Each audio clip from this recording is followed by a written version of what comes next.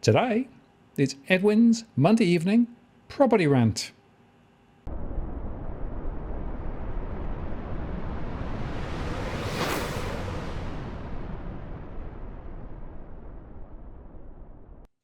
Hello again, it's Martin North from Digital Finance Analytics. Welcome to this post covering finance and property news with a distinctively Australian flavour. Well, it might be close to Christmas, but Edwin is still with me. Hi, Edwin. How you doing?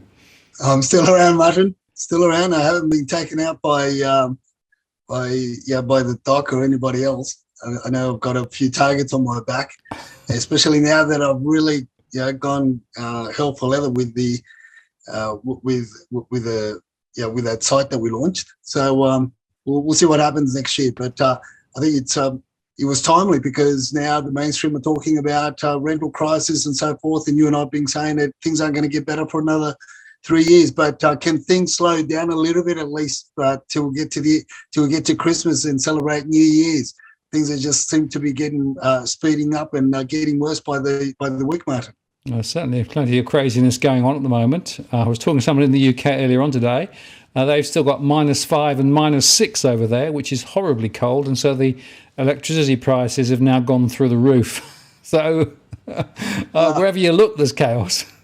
Oh, look, there's chaos and there's all sorts of shenanigans going on. I mean, some people are calling for Australia to buy the $28 billion stealth bombers, thinking that one bomber or five are going to get us out of trouble with China. But all sorts of things going on.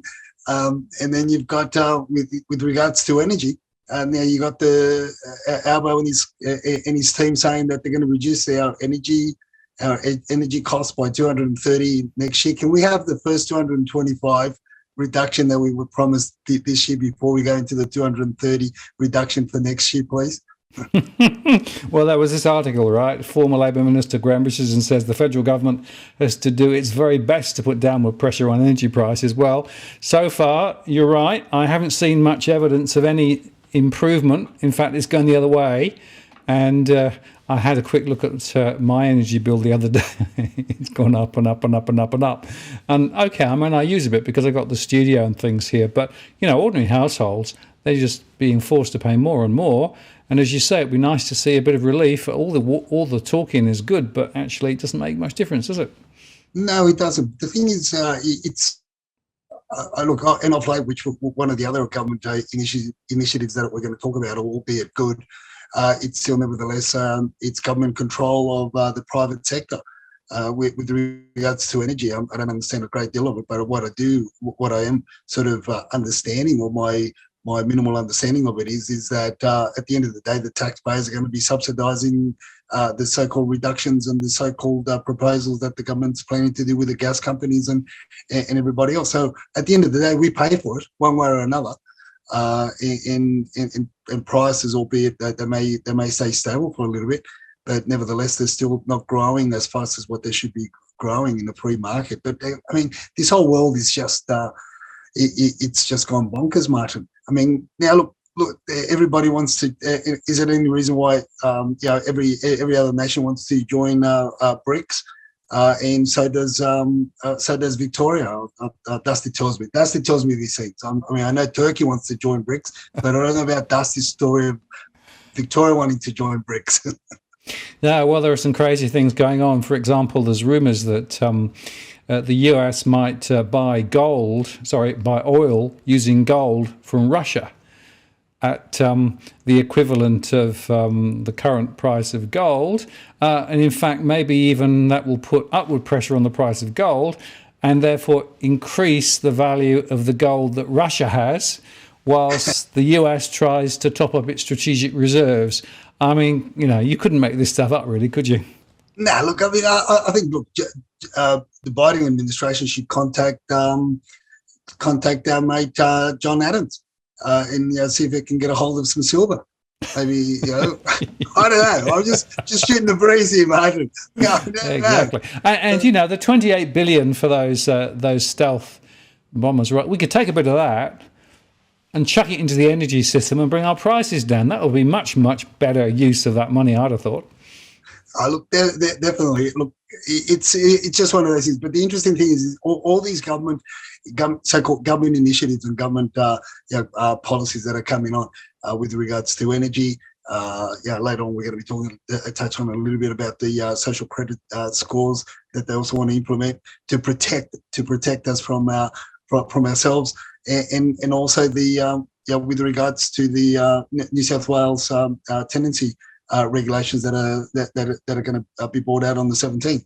Around the rental bidding and so forth. We'll touch on that as well. So it's really government wanting to, as I said, some of it, has good intentions, but there's something somebody said about government and good intentions don't necessarily get you to. I'm from the government. I'm here to help you. Trust me, I'm a real estate. I'm a politician that moonlights as a real estate agent. Isn't that Albo and their treasurer? What they are?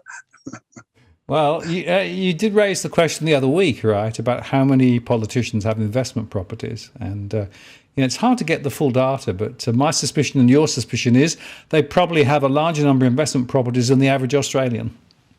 I think between them they could. They put a lot of those property companies to shame. I reckon they'll probably put Triggerboff to shame as well. But look, at the end of it, Martin, it's a sort of dusty when we have a little chat of the evenings. At the end of it, comes back to what are we doing for ourselves?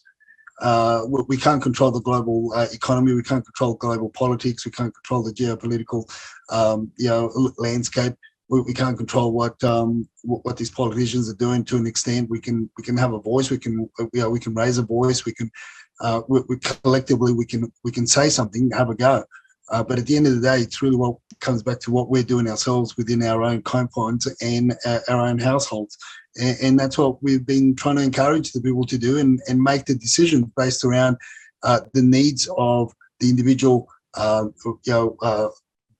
buyers, or the needs of the individual renters before they go out and make those $1 million decisions or relocate to different areas and different suburbs. So I hope that people understand where our heart is and what we're trying to tell them and show to them, not telling them to buy, and not telling them to sell, and not telling them to hold, and not telling them to do anything other than just giving them broad perspective of look at the greater picture. We've got no control in the sense over the greater picture. It's what we're going to be, we can control what we're going to be doing, and therefore protect ourselves and better hedge ourselves as we move forward into greater unknowns. And as I keep on saying, things have still got to get broken before they can get better. No, I agree. And, a good example of that is the regional banking closures, which is taking on a pace. 100 now have closed since the task force report came out just 3 months ago. And all of the banks are just piling to the exit. So regional centres are losing branches left, right and centre. And that's another example where politicians are completely incapable, it seems to me, of doing what they should be doing, which is they should have started to intervene, and because this is serious for those regional communities. When they lose the last branch, they then don't have the facility now to be able to pay cash in, draw money out, particularly businesses paying cash in. And we're seeing stories where people are now having to travel 100, 200, 300 kilometres just to find somewhere to pay money in. It is ridiculous. And yet politicians, again, are just not up to the mark here. And this is another example where I've been lobbying quite hard with a few other players as well to try and get this change. But for real ordinary Australians out in the regional areas, this is getting really serious now. Look, it is, and it seems to affect the generation that aren't necessarily up to date with technology.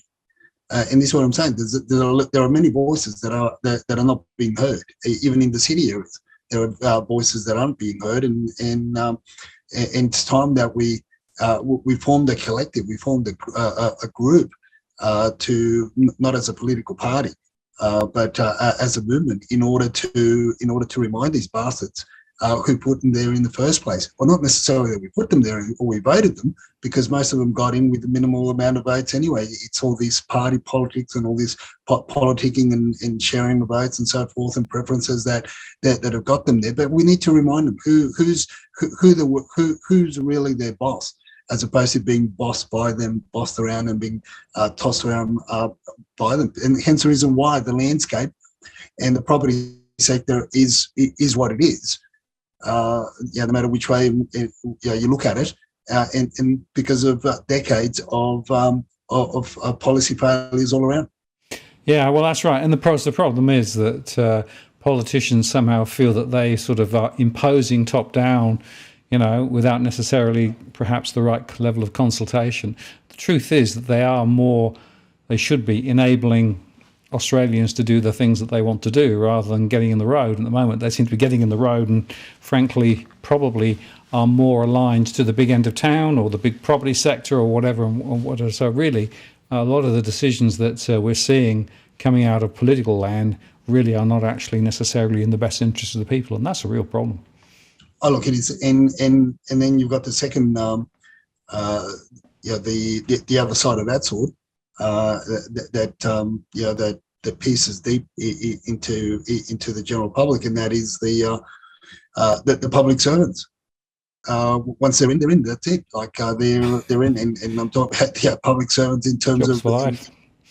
Jobs for life and perks and everything for life, and it's just so top heavy from the local LGAs, which I have a major issue with, and all the way to state and federal levels as well. So look, it's ongoing, but at the end of it, we just got to make the decisions that we seem are going to be best suited for us moving forward. No different to what you would do for your followers and the people that seek your advice in with your with that overview of the areas where people want to move to. As I keep on saying, from not only from a purchasing point of view, but also from understanding what the suburbs are like and what the areas are like, even from a rental point of view, because it's going to be a lot of moving and shifting over the next 2 or 3 years as rents become out of reach in many areas. People and families are going to be moving around. Look, if there's a removals company on the stock exchange, on the ASX, I think that's where I'll be putting my money, because over the next 3 years, there's going to be a lot of moving and shifting of families and relocation of family groups from one end of town to another, because it's not an easy fix. It's I don't see any real change, positive change or a worthwhile change that even as things get put in place now, the real effect or the real change or one would say the return on this investment that the governments are trying to make is not going to be felt, not going to be seen until the end of 2025. Yeah, well, wherever you look, there are some interesting questions. Look at China, for example, right? So China's now sort of pedaling back from zero COVID, but the latest is that people are still hunkering down. They don't necessarily want to come back out on the streets, right? No, because it's and the thing is, before you can get any medical care or assistance, you need to prove that you're not COVID positive. You haven't been COVID positive for 48 hours or so.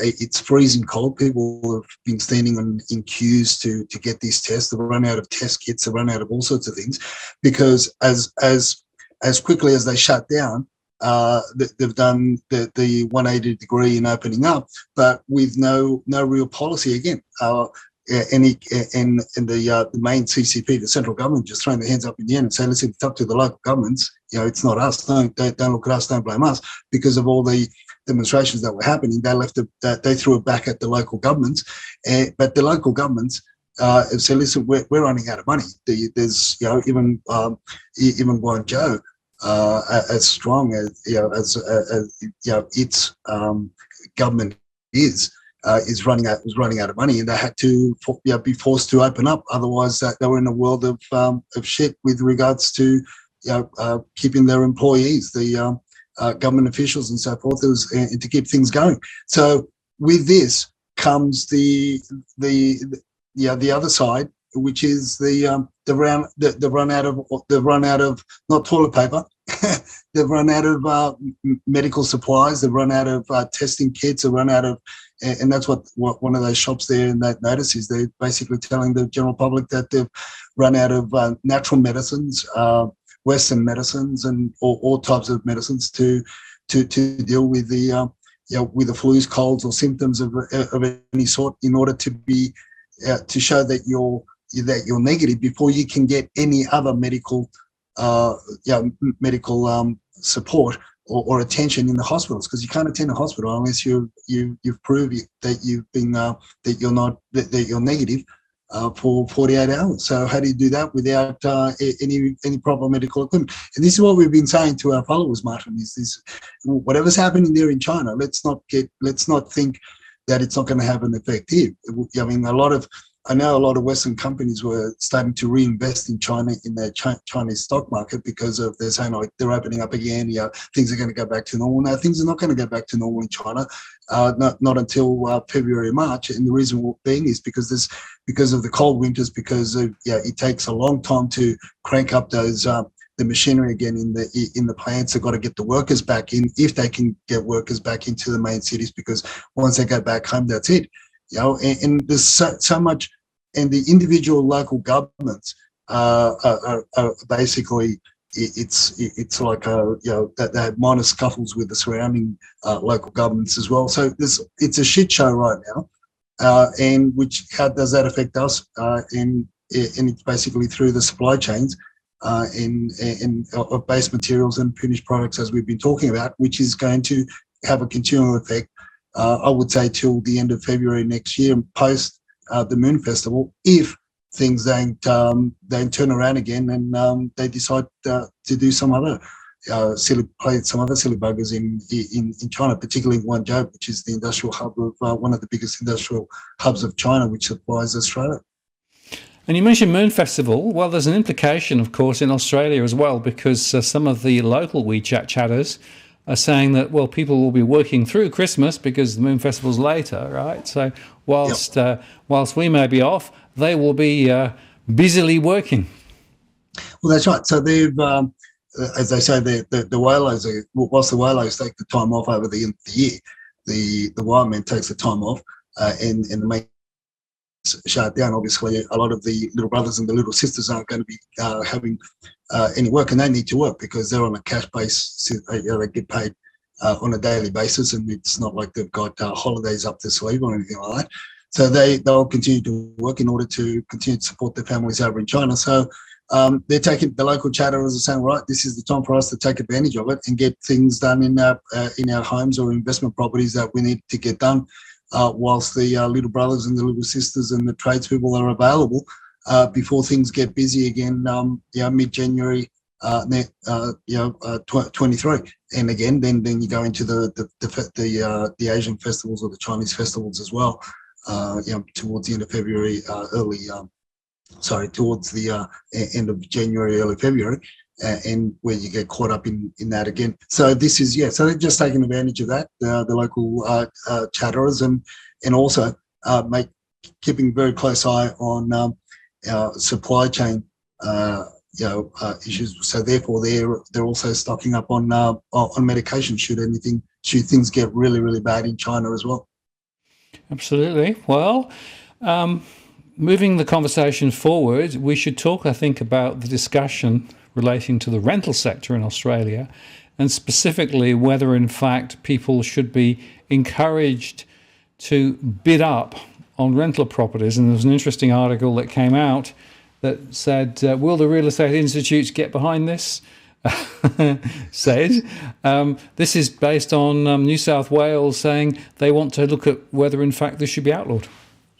Yeah, look, it's in the industry, when we ran the rental books for many years, it was really frowned upon to have a bidding war on rentals anyway.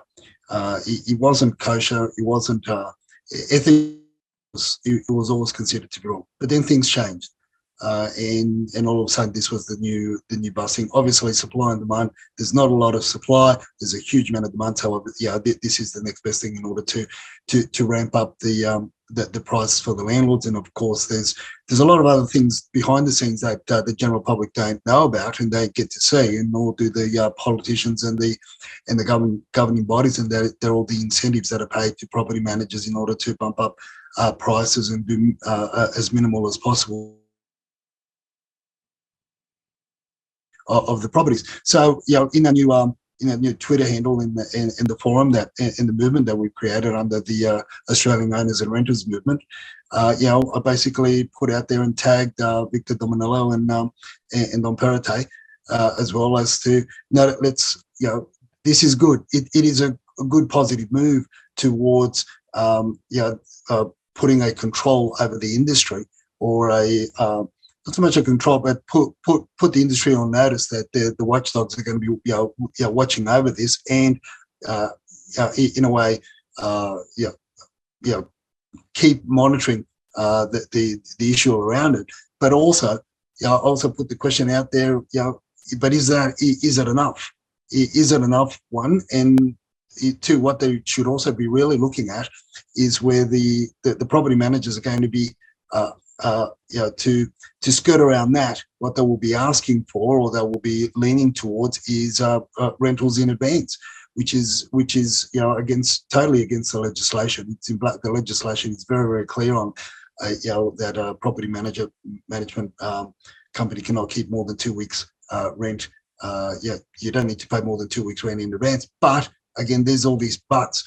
People will do that in order to secure tenancy. This is the desperation around rentals that we're seeing, Martin. So there's a lot of things that the government can be doing. It's a positive move, but I guess the question is from this is a question to you, Martin, from a economist point of view.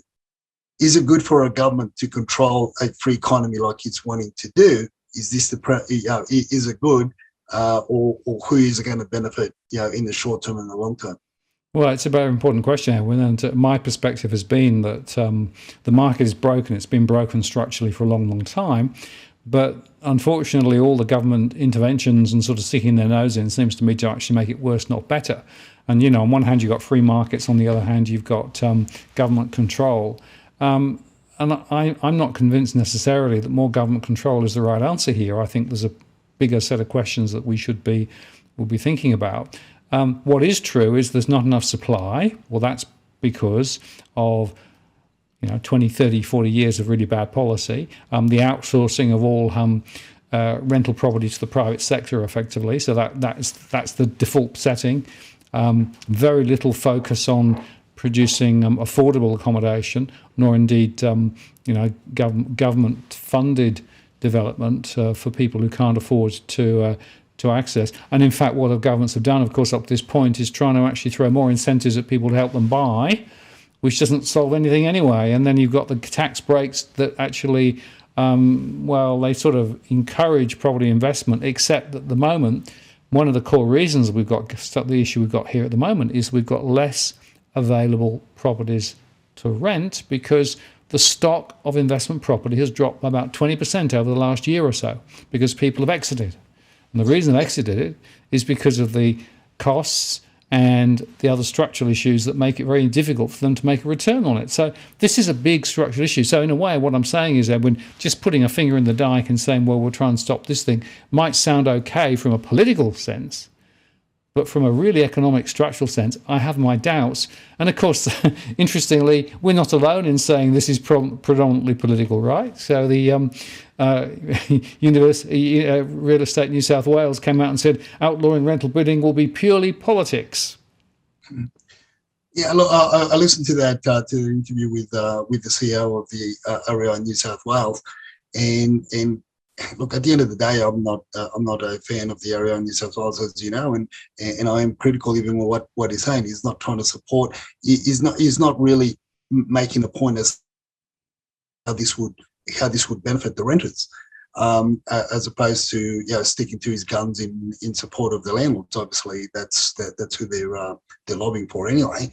But look, I think from one side, what the government's trying to do is good, because it's trying to. This is my understanding of it. I could be wrong, but this is my understanding of it, that they're trying to bring clarity and transparency. I don't believe that they're trying to control the market as much as basically say to the real estate agent, who is the professional, to be able to determine a set price on the day. And that's why you've got a property manager. That's why we hold licenses, and you should be able to determine what the price of the property is on the day. I mean, there's a lot of bullshit going on with the auctions and with the price guides around auctions and non-disclosure, and we'll wait until the market dictates. That's all hogwash. If you can't tell, if you can't give me an indicative price within 10% of the value of the sale value, well, you shouldn't be in the game anyway, right? And the same thing goes for property management. So I guess in a way, what I believe that the New South government, my interpretation of it is that this will bring transparency to know whether or not you are going to participate in attending the open inspection. If you believe the property is going to be rented for $700, well, you don't want to go there and get into a bidding war thinking that you're going to be paying $700, because it takes hours of your day. It takes petrol to get there, time, and everything else around it. So it's an inconvenience, only to find out that somebody else is going to be bidding $740, $750.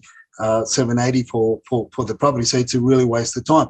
If it brings transparency to the fixed price, which is what I believe that the government's trying to do, and I would hope that that's what it's really trying to do, as opposed to control the market, then we're better off moving to Victoria or China, which being the same. We could say then the government is wrong. That is my view on it, Martin, and it forces the property manager, forces the industry to give a specific price point that you're saying, yeah, I can enter there, I can go there. So be it.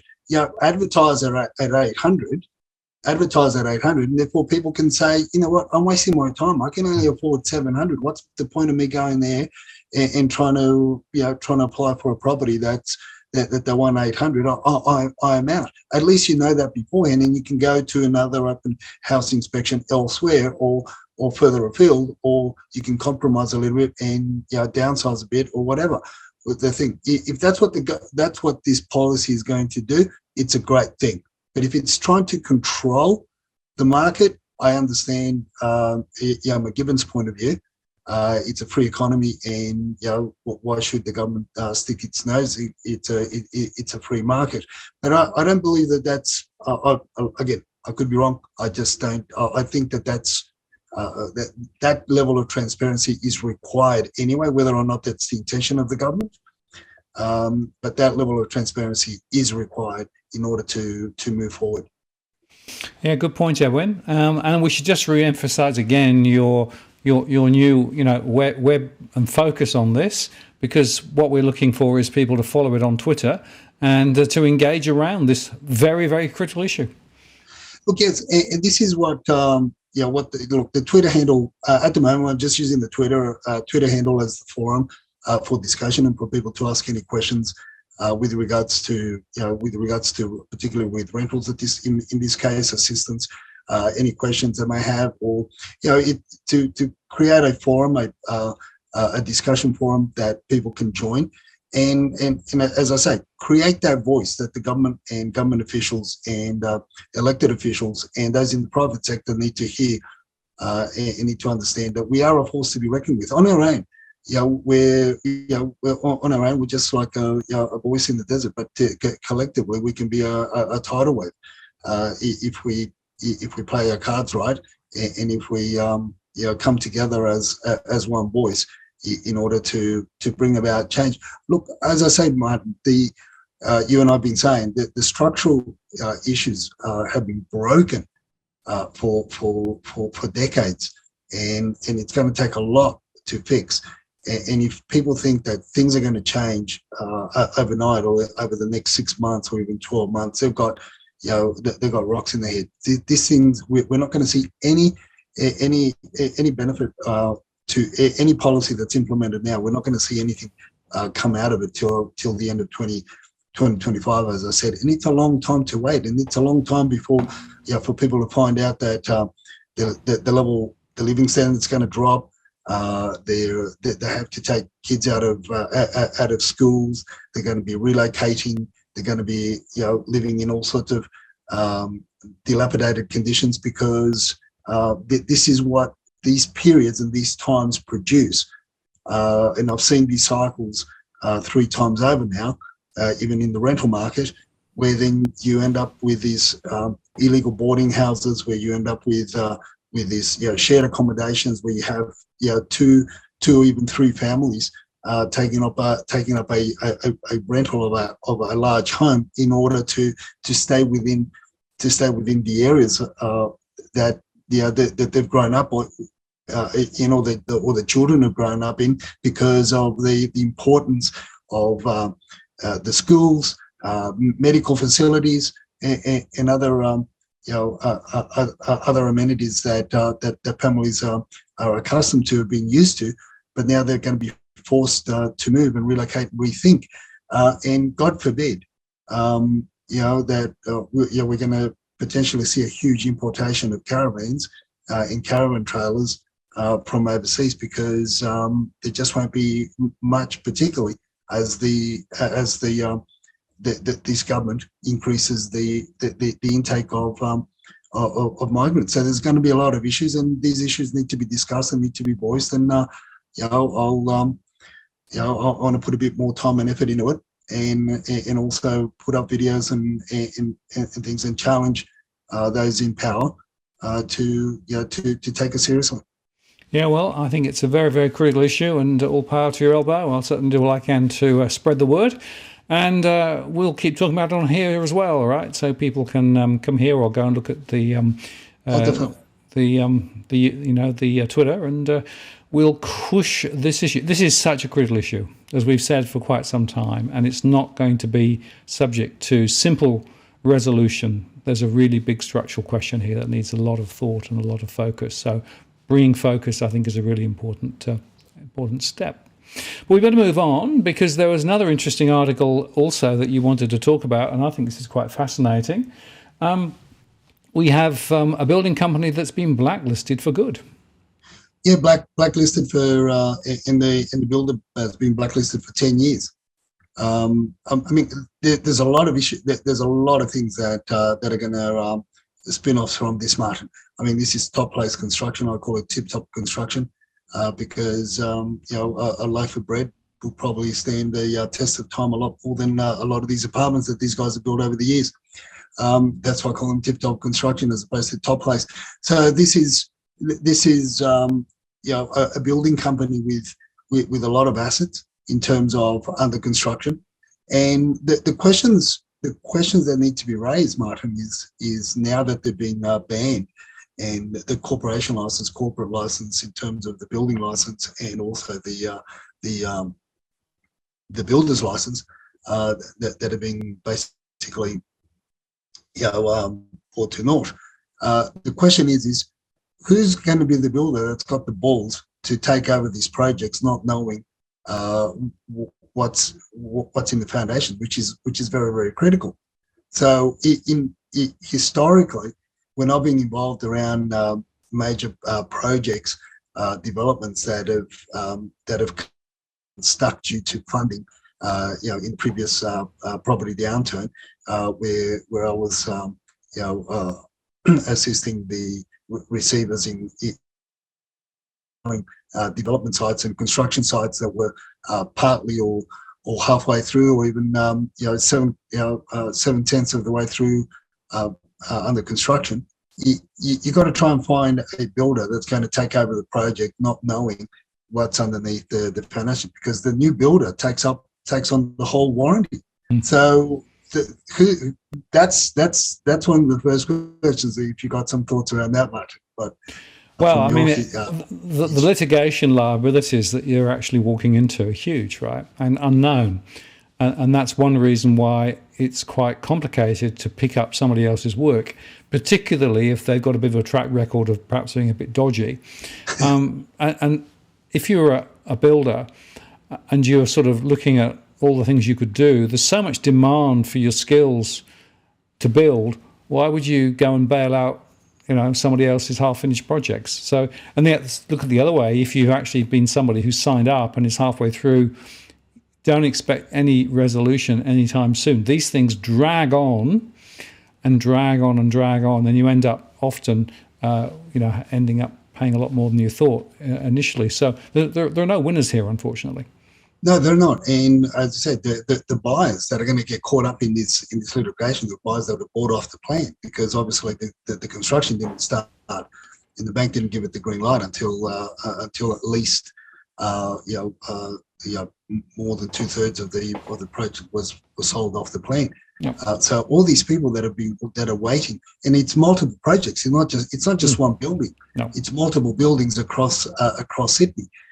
So you've got this completed, under construction. There's land that obviously they haven't turned the soil yet, and so forth. So you've got potentially close to 5,000 individual lots that are going to be affected. I'd hate to be the poor bastard that bought off the plan, not knowing when it's going to be finished, who's going to finish it, when the litigation is going to finish. Now, on top of that, finding out that the current builder that was building the project that you bought off the plan a year ago, or 18 months ago, or even 6 months ago, is going through these issues. And even if they win, what sort of what sort of things are going to be conjuring up in your mind as to the end result? I mean, there's all sorts of issues, and this is just going to be. Martin, I would say if you're involved in this, and this isn't legal advice, and this isn't financial advice, I'd drop to 5%, because I would, I think that the majority of them are only down with a 5% deposit. I'd drop to 5% and walk. Seriously. Yeah. Well, there are other examples where people have actually come off better by just walking away and losing it, putting it down to experience, rather than trying to fight it through the courts and through, ultimate completion and ending up with a non-satisfactory property that you then had ideally selling later. And of course, the reputation goes with the property. So that means that even if you get a property, it probably isn't worth what you thought it was, and therefore its value into the future won't be what you thought it was. So there are so many ifs and buts and ands. Sometimes it is better just to walk quick. I don't know this case, it's down to individual preference, I guess, but it should be on the table as an option, shouldn't it? Definitely, and I'd say your legal eagle would definitely find a way out, and potentially even at the end of the day, it's the banks that are holding the bag. So who knows? Look, get legal advice and financial. Absolutely, we're not giving financial advice nor legal advice. We're just making general conversation. Let's move the conversation forward then, Edwin, because the numbers are quite interesting. Sydney numbers, well, this week down 16,259. Yeah, look, it's the season will change. It's come fast. It's come fast, but there's still confidence out there from vendors to still go into auction, even as late as next week, considering all the things that happen at the end of the year. But look, Martin, if you look at the suburbs, I'll share with you later on as to the open house slide of the open house inspections. I wasn't able to send this one earlier today. The different open houses in different suburbs. It's a mixed bag. There are some suburbs where basically numbers have dropped by up to 40-50% in terms of numbers on sale. There are some areas where agents are still listing them. Listing new properties on market. This is what I'm saying for people that are looking in specific areas. Look at the trend. Look at your local trend. Look at those suburbs that you're specifically looking into, and that will give you a gauge and an idea of whether or not you sit back, just wait, but monitor the numbers, monitor the new listings that come on market, because you know that they're going to be the desperate ones, the ones that have to sell. There are a reason to sell in order for for them to basically buy something at whether downsizing, whether they're moving away for whatever reason, wanting out earlier than the unknown of the first quarter of next year, which you and I have the opinion that in many areas of Sydney there's going to be a deluge of new listings, but it's going to be very pertinent, very isolated, very specific to different areas. Not every area is going to function the same, like the mainstream paint everything with the same brush. We've got to look at myopically. We've got to look at it, holistically as well as granularly, as you say, Matt. Yeah, well, it's very, very important to go granular and look at what's going on, because there are very, very significant dynamics in a number of different areas. But it is worth things comparing last week. So we got, this is the 5th of December, 17,248 was the number listed. And then on the 8th, which is typically the Thursday, it was 16,892. So it started as a slide last week and the slide continues. And what's, I think, quite interesting, Edwin, that we will see a bit of a rush of new property coming on, probably directly after Christmas. Quite a lot of the property, you've got to pick the eyes out of it, because there'll be some that are actually very genuine properties that are actually, actually priced reasonably well and actually offer very good value. But there'll be also a number of other properties probably coming on where you think, you've got to be kidding, that's way above where it should be. Maybe it needs a lot of work. Maybe it's an investment property that's folded. So you got to really go granular and do the homework.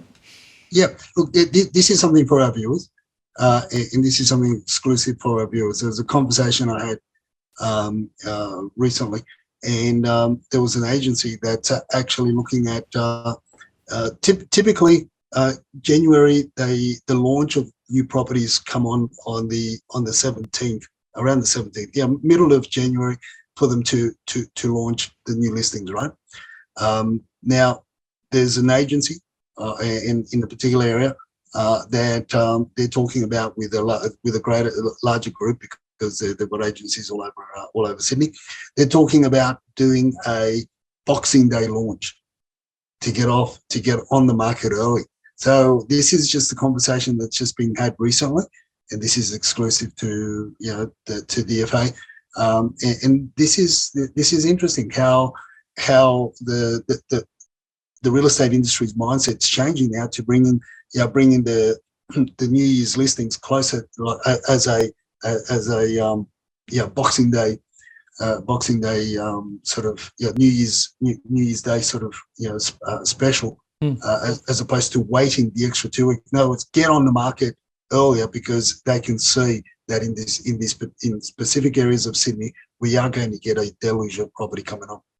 The other point there, when a lot of people have free time just after Christmas or just after New Year, and if you look at the statistics on property portal visits, Boxing Day and New Year's Day are two of the most significantly high peaks through the entire year. So if you're actually thinking of listing, putting it on ready for those makes a lot of sense, even if you don't start showing it formally until 16th or later on in January, because you've at least kicked the ball, perhaps beating a number of other agents who won't be coming back until the middle of January. Yeah, and the other thing is, Martin, is let's not forget that a lot of the people that are buying, they don't necessarily celebrate Christmas anyway. That's true as well. Absolutely right. And we'll just look at the auction statistics just quickly. So, as you'd expect, a little bit of sliding there as well. So, if you look at Victoria, it's dropped back. If you look at New South Wales, it's dropped back at the moment. And again, you'd sort of expect that, wouldn't you? Yeah, but it's still somewhat. There's still that confidence, that psychological confidence of people wanting to transact. If I come across it correctly, so they haven't dropped back to 500 or if they drop back to 400 or something, I'd say, the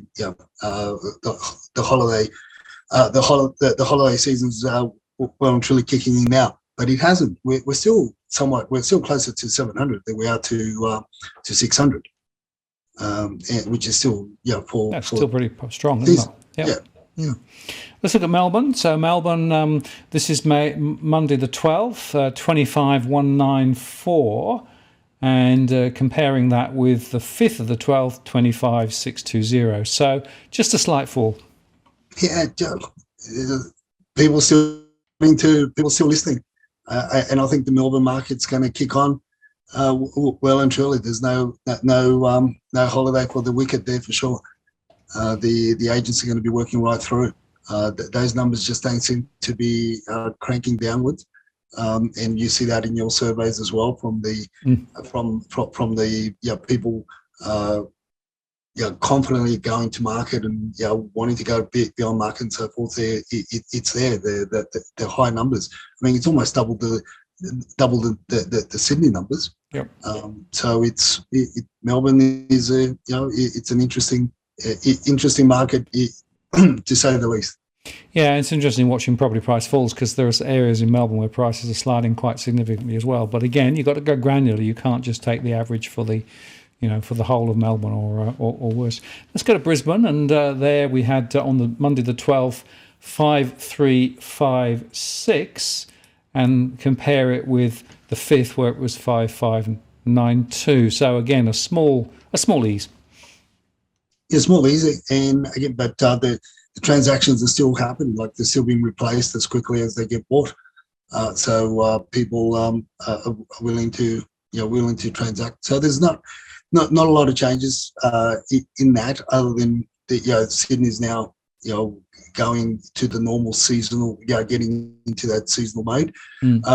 But it's going to be, it is again, as we say to our, don't stop looking, because this between now and the first week of January is when we're going to see who stays on and who else comes on, because they're the ones that are going, they're the ones that really want out.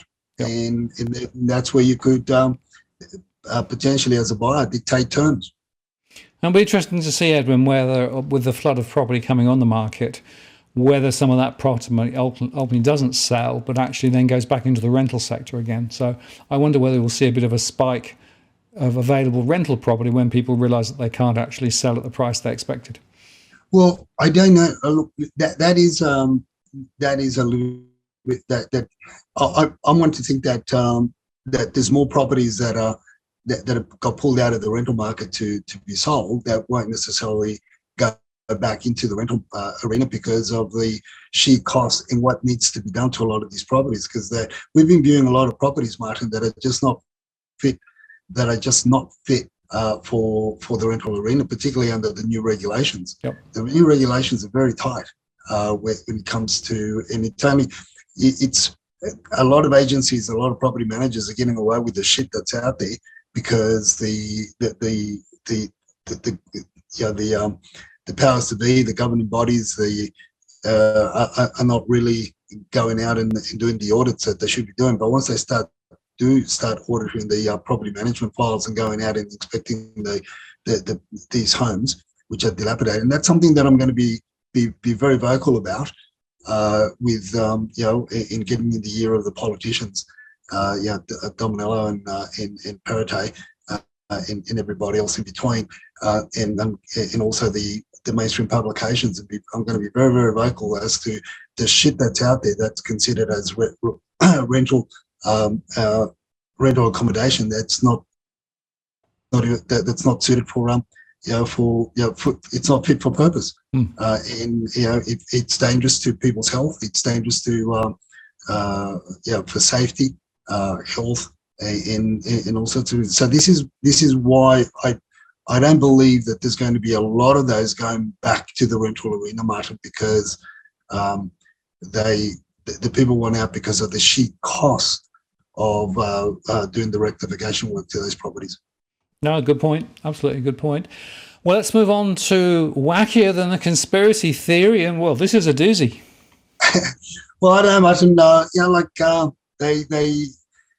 I was going through social media feed, and we're going to need 100 points to get into our Facebook pages and Twitter pages and all social media platforms according to these reporters. Now that's what the federal government are looking at. But Dusty tells me now this is the conspiracy. It's just a conspiracy. Dusty tells me that pretty soon we're going to need 100 points ID to get into open house inspection, and $1,000, and we're going to front up with $1,000, until the property is sold. And if you're not the buyer of the property, you can get the $1,000 back. That's just a theory, and it's a conspiracy. But then again, I've heard that somewhere in the mainstream media that it is actually happening. So is it a conspiracy? No, but it is certainly, interesting and significant, this digital ID thing, right? And it's the thin end of the wedge. And then if you add central bank digital currency over the top, you can see how all of these things can get stitched together, and suddenly the authoritarian controlling influences and in sort of instincts of central government and maybe even state government, they'll just salivate at the idea of more control. And, I keep coming back to, no, we don't want more centralized control. We don't want more government intervention. We don't want more checks, digital or any sort, right? We want open free markets, and we want individual responsibility and individual freedom. Hold on a minute, Mark. What's that, Dusty? What? Oh, yeah. Dusty tells me they're also going. She reckons that they're going to be wanting to see the bank account ledger to make sure that the people can afford the homes that they're inspecting. Yeah, well, that's exactly right. Exactly. That's the theory. Thank you, Dusty. Well, but it just shows you the thin end of the wedge as normal. Well, I guess as we come to the end of the show, Edwin, your thoughts in terms of tip for the week? Look, the tip of the week is just simply don't be fooled. If you're in a position where you need to make a decision on the new rental, please don't be fooled. Don't play the shenanigans and that the property management teams are asking you to play. And of course, each to their own. I mean, you have your own need. It's against the regulations for a real estate agency to hold more than 2 weeks rent in the trust account, in advance of rent in the trust account, or ask for. But it's not really against the law for you to offer more in order to secure the tenancy. So it's really up to yourself. But what I can say around that issue, which is one of my bugbears, is when they ask for 3 months or 6 months in advance in order to secure a property, is you can ask the property manager to hold that money in their trust account and not release it to the landlord all at once. They shouldn't do it. A lot of them do it because they don't understand trust accounting, and they don't understand the regulations around that, and they'll just release it all, and then there won't be any money in the kitty should any repairs or maintenance or any works need to be done, or emergency works need to be done whilst you're attending this. So you can really come unstuck. The other thing is, if you are forced to look for a new tenancy, for God's sake, don't just take it, or don't just have a quick look-see. Have a really good, thorough look, because the last thing you want to be doing over Christmas or early next year, or even a quarter of the way or halfway through next year through your fixed term lease, is having to be relocated because of mold issues or any other health or hazards around the property that you just simply overlooked because you were in too much of a rush, or you felt pressured to accept. Have a thorough look. Take a step back and have a thorough inspection. And look, reach me on the new Twitter handle. DM me photos or anything, and I'll reply to as many as I can within reason. Yeah, thanks, Edwin. And very important there, particularly don't get bounced into moving into inferior properties with structural issues and with mold, and visible mold in particular.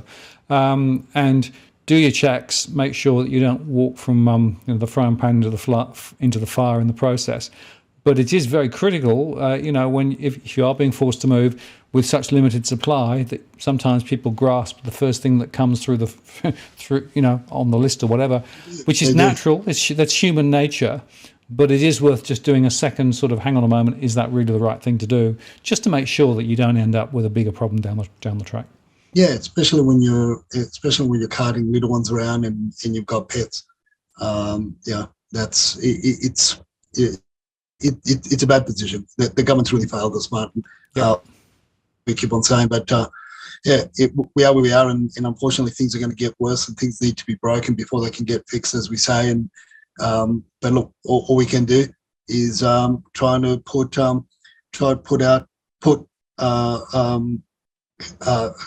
health measures out there to assist our audience as much as we can. And this is I'll do as much as I can Sydney-based. If it's interstate, you can send me photos, DM me photos and things like that, and I can generally have a good look at see what's going on with photos, or as much as I can. And I've got some of my team involved with it as well, because they're just as passionate as I am about it, and particularly when you carting little ones and pets. Right, and just to re-emphasise, at Owners Renters MV is the new handle, right? That's correct. Yep. So there we go. It's up on the screen there. Edwin, thank you very much. Really appreciate your time tonight. As always, very important discussion. And we'll do it next week as well, won't we? So I look forward to that, and have a good week. And I guess you'll be still rushing towards Christmas at 90 miles an hour. I know I am. I'm running out of days. I've got too much to do. Typical this time of year. Yeah, I mean, you should have filled the third 10 cubic meter or non-cubic meter skip in from with all the books. Yeah, no. Well, the 9 cubic meter skip is now full. It's just level full, and I'm now waiting for them to come and cart it away and give me another one. So we'll continue. See you later. Thanks. All the best. Bye. Cheers.